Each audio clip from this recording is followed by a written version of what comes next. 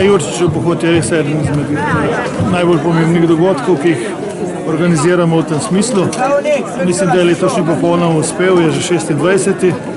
In to ni navaden pohod, to je, ker greš od cilja do cilja in skušaš čim prej priti tja.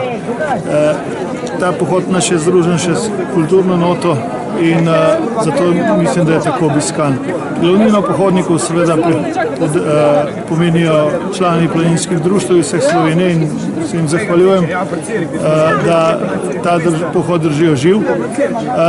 Smo pa veseli tudi drugih, ki jim je ta pohod morda edini v letu in ki pridejo k nam, da spoznajo še to, kar jim želimo ponuditi, se pravi kulturno izročilo, naravno izročilo in našo gostoljubnost in prijaznost.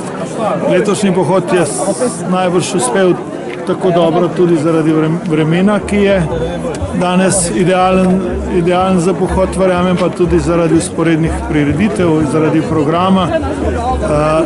Namreč, ko smo pred nekaj leti vprašali slavnostnega govornika, katero Jurčičevo delo je nazadnje prebral, se ni mogel spomniti nobenega.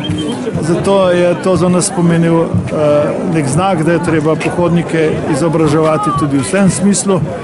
Zato smo letos pripravili 10 bralnih zapovedi, seznam knjig, ki jih je treba prebrati in verjamem, da se kaj takega ne more več ponoviti.